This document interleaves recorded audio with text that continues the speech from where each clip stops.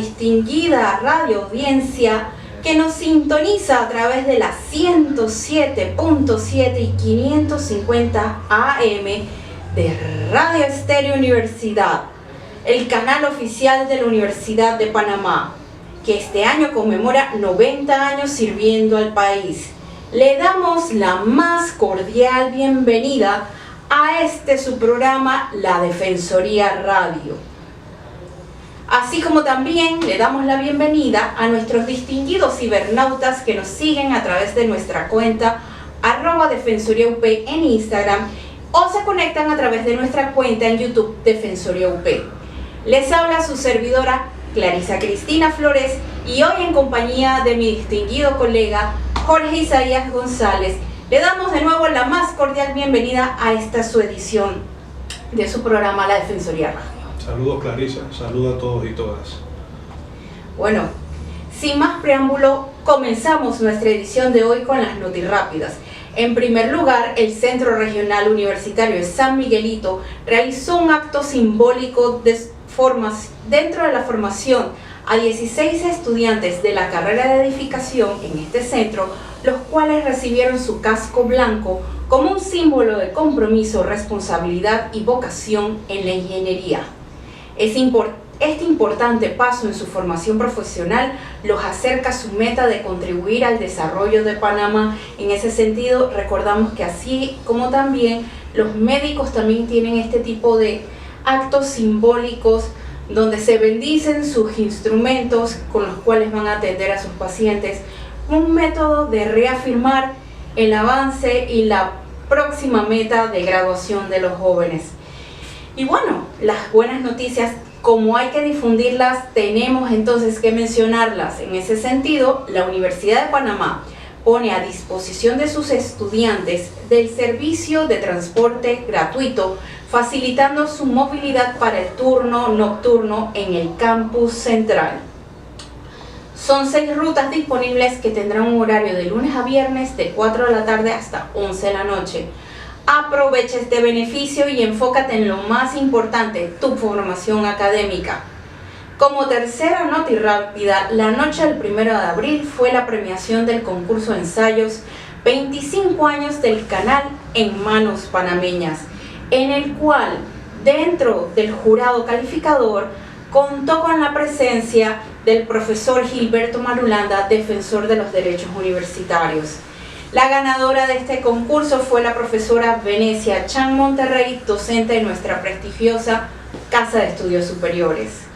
Bueno, y como última notirrápida, la Universidad de Panamá, a través de la Vicerrectoría de Investigación y Posgrado, ha seleccionado 120 proyectos de investigación que recibirán financiamiento de la convocatoria universitaria a fondos de investigación, el cual este año cuenta con un fondo de nada más y nada menos de 750.000 balboas.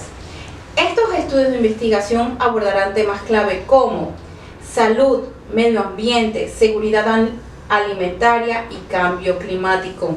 Con este apoyo seguimos apostando por la innovación y el desarrollo científico en beneficio de la universidad, pero esta no es la última notirrápida, nos faltan un par más. En días pasados, la Facultad de Informática, Electrónica y Comunicación del CRUSAM realizó la conferencia Aceleramiento Académico de Ciberseguridad, destinada a los estudiantes de la carrera de ciberseguridad. La conferencia fue dictada por el director de Innovación Gubernamental, Raúl Moreno. Este proyecto permite capacitar a los estudiantes sobre este importante tema. Y ahora sí, como última notirrápida, la Universidad de Panamá le extiende su más cordial invitación a la ceremonia de investidura del título Doctor Honoris Causa al profesor Juan Joané, economista, docente universitario y amigo de la Defensoría de los Universitarios, la cual se celebrará mañana 8 de abril a las 10 de la mañana en el Paraninfo Universitario. Este reconocimiento destaca sus aportes significativos al ámbito de la investigación económica de nuestro país. Y bueno, cerrando ya el tema de las notirrápidas, como cápsula de Derecho Universitario, en virtud del tema del día de hoy, deseamos resaltar lo dispuesto en el artículo 19 de nuestra Carta Magna, que consagra que no habrá discriminación por razón de raza, nacimiento, discapacidad, clase social, sexo, religión o ideas políticas. ¿Por qué? Porque en el tema del día de hoy es necesario conmemorar a las víctimas del genocidio de Ruanda, y es por eso que debemos recalcar que un día como hoy se conmemora y no se celebra, ya que estamos ante una tragedia que fue declarada como delito contra la humanidad por el Tribunal Penal Internacional en calidad de genocidio. Y es por eso que en el día de hoy nos acompaña el colega Jorge Isaías González para hablar un poquito más de estos temas de delitos contra la humanidad. Jorge, pregunta, ¿cuál es la diferencia entre genocidio y los delitos de lesa humanidad en primer lugar? Bien, ambos son delitos de carácter internacional. Ambos son delitos instituidos por el ordenamiento jurídico internacional, es decir, el derecho internacional público, tras el fin de la Segunda Guerra Mundial, en donde a partir de la experiencia trágica que vivió la humanidad en diferentes continentes producto de la Segunda Guerra Mundial y de las atrocidades que fueron cometidas durante la misma, la humanidad tomó la firme decisión de que estas prácticas contrarias a la humanidad no fueran repetidas y que no fueran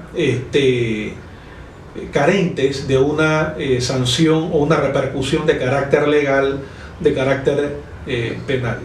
De ese punto de vista, entonces, es creada la Organización de las Naciones Unidas, se instituyen diferentes instrumentos jurídicos de derecho internacional público, como son la Convención de los Derechos Civiles y Políticos, la Convención de los Derechos Sociales y Económicos a nivel internacional, y en ese sentido, a partir de finales del siglo XX y comienzo de la actual centuria, se instituye a nivel mundial lo que es el Tribunal Penal Internacional para efectos de conocer, además de la Corte Internacional de Justicia creada en la década del 40 en el contexto de la Segunda Guerra Mundial, para efectos de conocer estas prácticas barbáricas contra la humanidad en el contexto de los conflictos dentro de los países o entre los países, es decir, guerras entre estados o ya fuera guerras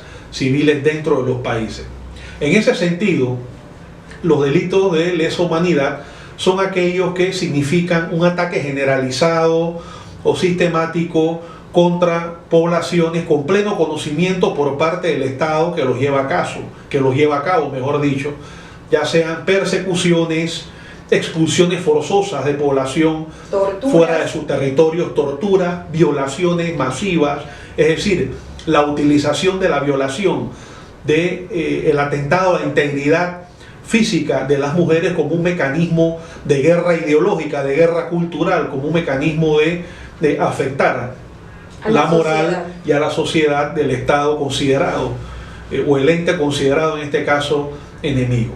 Entonces, esos son los delitos de lesa humanidad. En conjunto. El genocidio viene siendo ya de manera más específica la sistemática preparación y ejecución de un Estado en relación al exterminio total de un grupo humano por razones de género, por razones de ideas políticas, por razones de origen étnico, por razones religiosas, por razones de origen nacional o las razones que fuesen. Es decir, ya no estamos hablando solamente de los delitos de lesa humanidad, que son de por sí aborrecibles, sino que estamos hablando de que ya el objetivo es la destrucción física de un grupo humano de manera total, como hicieron los nazis durante la Segunda Guerra Mundial, cuando a través del Holocausto exterminaron a millones de judíos, pero también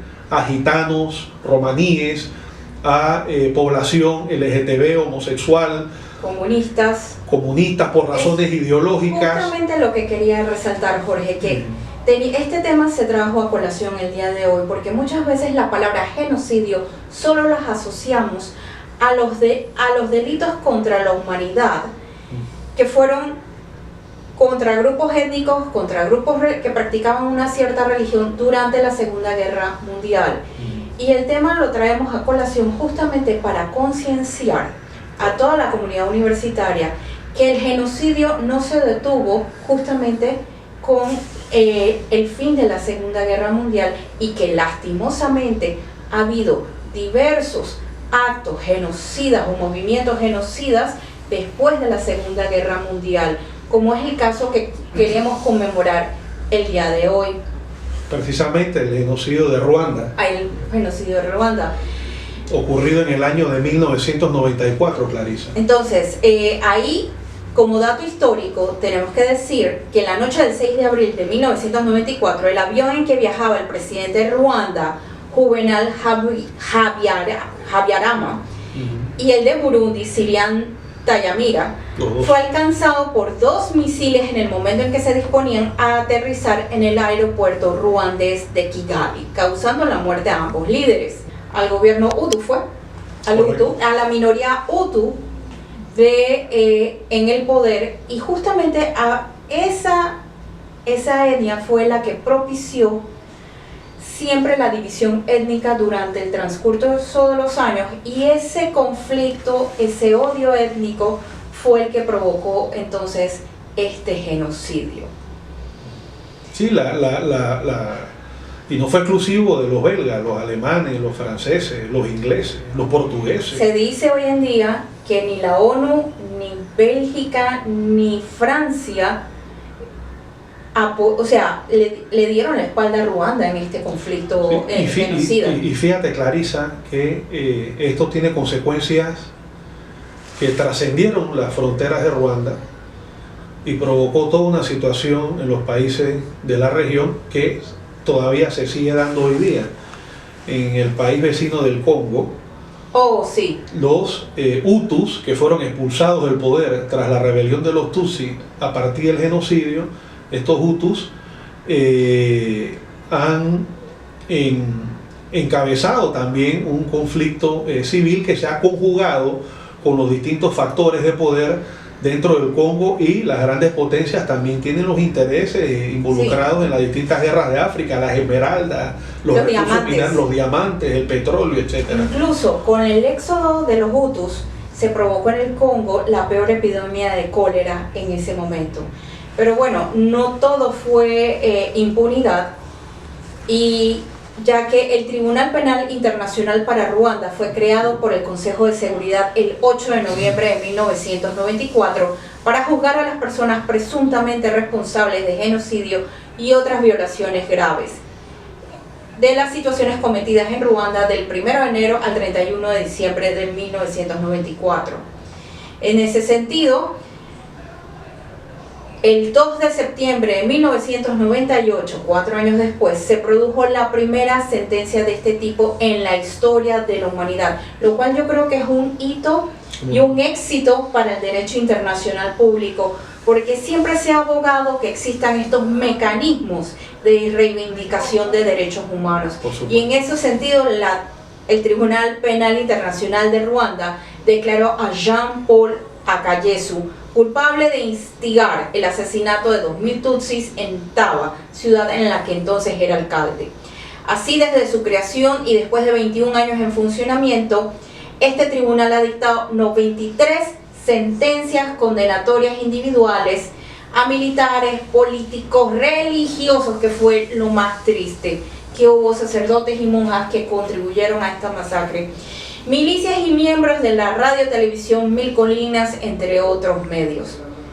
En ese sentido, yo creo que es importante resaltar que estos fallos fueron cruciales para el establecimiento de precedentes para el derecho penal internacional en materia de genocidio y en materia de violencia sexual como componente del mismo.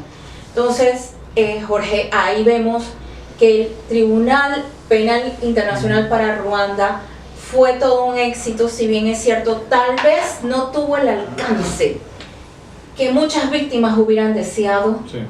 porque 93 sentencias tal vez no sean suficientes para encauzar a todas aquellas causantes de las víctimas del genocidio de Ruanda, pero el hecho es de que se haya constituido, que hayan encontrado después de los debidos procesos culpables, es un éxito para el derecho internacional público, toda vez que en cierta medida logró la reivindicación y la justicia para estas víctimas del genocidio de 1994. En menos de 10 días, el 80% de la población Tutsi que vivía en Ruanda fue exterminada.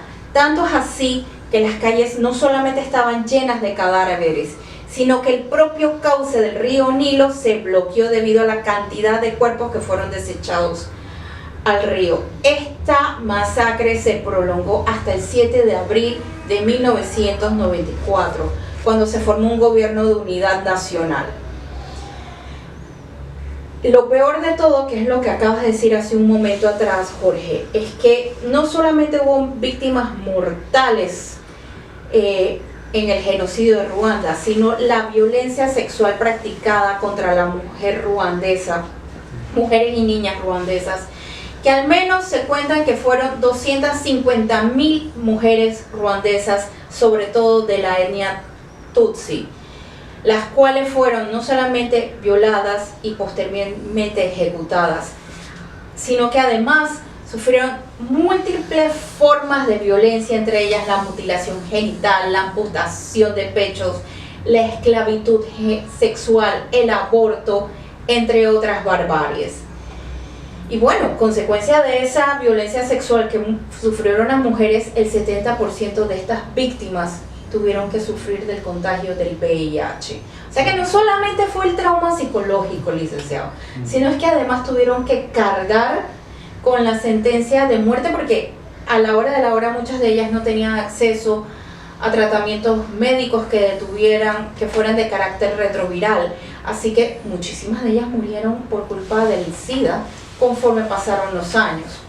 Sí, mira, al respecto ya hay estudios e investigaciones realizadas en donde se establece, además de que fue internacionalmente instituido el genocidio de Ruanda, fue reconocido como un genocidio, que él mismo fue preparado, lo cual configura uno de los elementos de este delito internacional, que es la sistematicidad. Es decir, hubo una preparación por parte del gobierno Hutu para implementar esta masacre. De ahí entonces que vengan las distintas teorías para explicar lo que sucedió en ese aeropuerto, en donde fue explotado el avión, en donde iba el presidente de Ruanda y el presidente de Burundi. Pero más allá de eso, lo cierto es que este genocidio fue preparado, fue ejecutado. Hay una impresión también de sectores de la sociedad ruandesa de que la justicia no se aplicó debidamente hacia los autores intelectuales, muchos de los cuales pudieron huir hacia Francia. Y aquí entonces vino un punto en donde hay que señalar que este es un conflicto que no tiene una génesis natural. Este conflicto tiene una génesis en la colonia. Es decir, correcto, cuando África fue ocupado en los siglos XVIII, en los siglos XIX, por las grandes potencias occidentales, el continente africano fue repartido en una mesa por las distintas potencias como si fuera un pastel. Y dentro de una misma división política quedaron pueblos conjugados, pueblos entremezclados, y una estrategia que eran opuestos históricamente. Una estrategia de las casas monárquicas de los imperios coloniales era provocar y azuzar la división y el conflicto entre estas etnias como una forma de mantener y preservar el poder. Es decir, divide e imperas. Y eso luego se traspoló tras la independencia a la lucha por el poder entre los distintos grupos étnicos, que conllevó entonces a la lastimosa ejecución e implementación de este genocidio en 1994. Causas históricas pendientes de ser reconocidas como genocidio, y son deudas que tiene la humanidad, que tiene la civilización respecto a crímenes masivos ejecutados contra los pueblos, por supuesto, están los crímenes cometidos por el Imperio Nipón durante la Segunda Guerra Mundial contra el pueblo chino. Algunos fueron efectivamente juzgados, ejecutados de manera formal producto de estas sanciones, pero otros tantos miles que cometieron este genocidio siguieron vivos y murieron de manera natural con el paso de las décadas. Desde el punto de vista histórico está el genocidio de los pueblos originarios. Es correcto, A los pueblos nunca le han indígenas hecho indígenas, de le han hecho justicia. de nuestra América. Es importante que de manera simbólica y se lleven a cabo los mecanismos de reparación a nivel internacional. La tragedia del pueblo mapuche fue Definitivamente, horrorosa. por supuesto, fueron exterminados decenas de millones, se habla hasta de 80 millones de Solo en indígenas en República América. Dominicana el exterminio del pueblo indígena fue casi total. Mira, Clarisa, a propósito de lo que hablamos el día de hoy, en ocasión del aniversario de la Revolución Dule, el pueblo Gunayala, nos decía uno de sus dirigentes, y en ocasión también del aniversario de la comarca Nove Bugle, pudimos recabar información en distintos eventos en función a estas dos fechas históricas, y pudimos conocer que en este país ellos calculan que habían cerca de 2 millones de habitantes antes de la llegada de los europeos, de los españoles, y que había más de 70 u 80 dirigentes de pueblos originarios en lo que actualmente es la jurisdicción de la República de Panamá. Bueno, esos 2 millones fue la población que tuvo el país en el siglo XX. O sea, eso nos da una dimensión de la barbarie que significó también la imposición de la conquista y la colonización a la fuerza de las armas. Actualmente vemos la situación que se vive en Gaza, donde hay 60, 70 mil muertos de una población que no pasa los 2 millones de habitantes, en una circunscripción territorial que no es más grande que el distrito de San Miguelito. Hay quienes efectivamente denuncian que ahí se está cometiendo un genocidio, y las instancias internacionales pertinentes como la Corte Penal Internacional están iniciando las investigaciones al respecto. Es que lo importante aquí es que los mecanismos jurídicos instituidos por las naciones entren en acción, y no de manera diferida, Claro. sino de manera casi inmediata, porque justicia tardía no es justicia. Porque una condena hoy en día, si bien es cierto, es meritoria para efectos de los pueblos americanos, lo menos cierto es que la Corte Internacional debe actuar de inmediato ante estos crímenes contra la humanidad para poder detener los actos barbáricos y condenar a sus verdaderos autores. Como mira, también hay otra causa histórica pendiente, que es el genocidio armenio de comienzos del siglo XX, ejecutado por el Imperio Otomano contra el pueblo armenio, que hoy día constituye un país independiente. En su momento, a partir de 1917, fue parte de la Unión Soviética, y antes de eso fue un territorio y una nación que formó parte del antiguo Imperio ruso. Sin embargo, en algún momento esta nación llegó a ser independiente, en algún lapso por el Imperio Otomano, y se llevó a cabo un genocidio. Antes de la Primera Guerra Mundial. Correcto. También los genocidios de otras potencias europeas en otros países de África. En definitiva, Clarisa, yo pienso que este programa ha sido bastante ejemplarizante, ilustrativo, educativo, para que estas prácticas contra la humanidad no se repitan y que de darse sean efectivas y penalmente perseguidas. Exactamente, Clarisa. Así que bueno, sin más, agradecemos a toda nuestra distinguida radio audiencia y los excelsos cibernautas que se conectan en cada edición de este programa, La Defensoría Radio, por su grata compañía. Que tengan excelente día. Saludos.